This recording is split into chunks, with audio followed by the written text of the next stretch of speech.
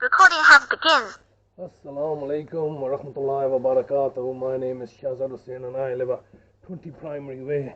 And today it's been 164 days that my brother's been kidnapped from my care and being held hostage by the local authority, Bradford Council, in collaboration with West Yorkshire Police and the courts and tribunal services and everybody else.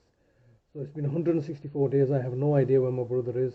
I don't even know whether he's alive or dead or what kind of condition he's been held in, considering the fact that he's a vulnerable adult with mental health problems who does not speak English and who has previously been manipulated into signing over his authority in the past. He is clearly being held hostage, and there's nothing I can do about it except for making these daily videos because I fear for my life and safety. The only real development has been I've been trying to get the courts to list the next hearing because there's another hearing coming up on the 22nd, which is Monday. Today is Friday, the 19th of January 2024, and there's a hearing listed for the 22nd of January 2024, which is a Monday. This hearing is the next hearing from the last hearing, which was listed as a remote hearing on the 17th of October 2023, when I was clearly going to be lynched in the courtrooms. But prior to 2 hours prior to that hearing, I put in an application saying that I wanted to record the hearing. Within 2 hours, within half an hour of me sending that application, the case got adjourned.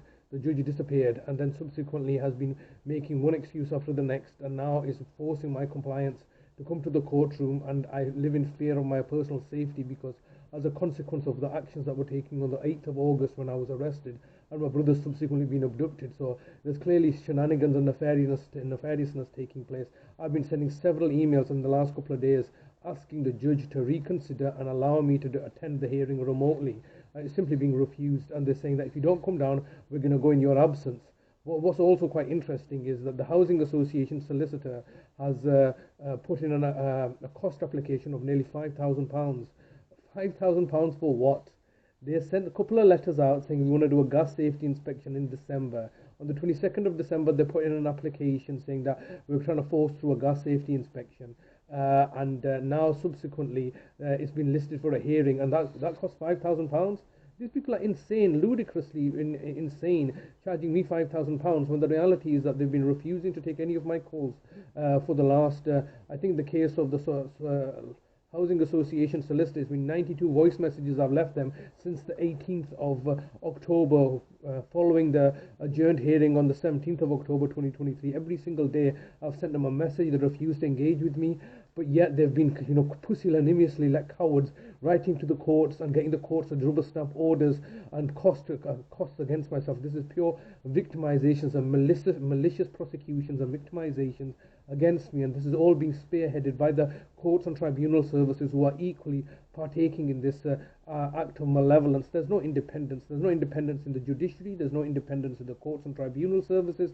It's all a facade, and it's all simply just a facade to fool the uninitiated. The reality is that they all work, collude and conspire collectively in order to target and victimize key individuals such as myself, whom they have taken an issue with, because I'm looking to expose fraud and corruption at a systemic level at the local authority and adult social care. So what they feel justified in doing is to target and victimize me. They've taken my brother, holding him hostage. They have previously murdered my mother, murdered my older brother, murdered my father, murdering people and just getting away with it because nobody can hold them to account. Because if it's an individual that's committing the murder, then it's obviously you can put them into prison. But the system is not designed for local authorities or corporations to commit who are committing murder. It's not even something that they recognize. It's like the worst thing that is recognized as is a corporate manslaughter, which is there's no malicious intentions to end somebody's life. That is not the reality of this situation. The reality of this situation is that they are deliberately and with intentions and having mens rea are looking to murder my family members and in order to get out of care costs, in order to further vilify and victimize me. This is completely horrendous, the situation that they've got me facing now. And obviously I'm very, very distressed, alarmed and distressed that there is no impartiality and the judges are being bought off. A district judge, Wilcox, has been made a district judge for this by the local authorities' recommendation, so that there could be a quid pro quo arrangement in place to help facilitate the outcome that the local authority desires. The local authority, Bradford Council, the City of Conchal, desires this objective.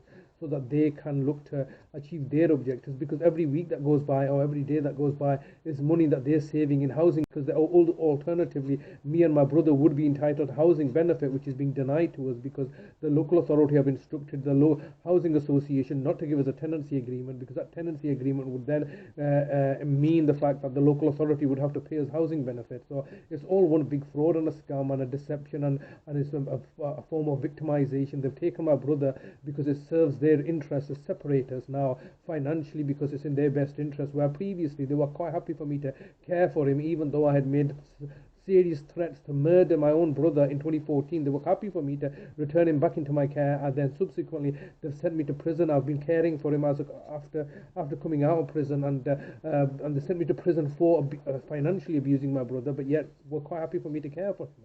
And now all of a sudden, when it serves their interest and purpose, they're saying, no, we're now going to take care of him against my brother's wishes, against my wishes, against the law and legal framework, because they know the fact that there's no accountability to them. They can lie, cheat, manipulate, buy off judges, get orders, rubber stamp, whatever they want, without impunity, and the police will not investigate, because the police is part of the program. It's all part of the same contrivances, and at the end of the day, me and my family are suffering because of the fact that the local authority can get away with so much, and there's no accountability on them. They've quite literally murdered my brother Nazim in front of me, and because they didn't just murder him for the sake of killing him off to save money, they murdered him off to frame me for his death. Because I was looking to whistleblow and expose their fraud and corruption. That was a failure on their part. They ended up murdering him but failing to frame me for his death. Subsequently, they bought off the judges to send me to prison for frauding against the very people that I'm providing care for. I came back out, caring for them again, and now subsequently they're saying that I'm neglecting him, while at the same time the local authority have accumulated over £100,000 from £100,000 from my brother's benefit money, which they've unlawfully accumulated. The very same thing that they sent me to prison for, they themselves started doing. It's just horrendous, and it's very, very distressing and alarming. As you can see, my thought patterns are racing, because I have no idea how to deal with the situation. I'm basically being given a choice of coming to court and being lynched, or alternatively not going to court and being lynched on paper alone, denying my human rights to represent myself or anything like this. This is pure villainy and evilness by the authorities, particularly the courts and tribunal services, who are once again, as they have been previously doing in my mother's case, now looking to target and victimize me, and looking to extort money out of me, and equally the judges and the judiciary who are being bought off by the local authority, all because they need to cover up the local authority's systemic failures in adult social care, but particularly with mismanaging public funds that they were paying out to my brother and failing to audit it regularly. And when I looked to whistleblow on this, as a whistleblower, they all joined the ranks, have been targeting me for the last decade or more. It's just simply ridiculous. But all I can do is just be patient and persevere. Let's see what happens. Let them do what they need to do, because obviously it needs to. This villainy and treachery needs to come out, because other than most people are not vocal like myself. As you can see, my words are being recorded and publicized, and maybe people won't take any notice of it today. Maybe more people won't take any notice of it tomorrow. But one day, very soon, everybody will get to learn to hear what's been happening with myself, or in the fullness of time, inshallah. So we'll leave it there, God willing. We'll leave it there. Allah Hafiz. I'm going to end the call here, and I'm not suicidal. I'll never kill myself, and any harm comes to me is as a direct result of the local authority, Bradford Council, the City of Culture, which is plotting, planning, and machinating with other authorities in order to target and victimize me so that they can get away with bloody murder, because they can't do their jobs properly because of their own systemic failures and incompetencies and idiocracy. So we'll leave it there. Allah Hafiz.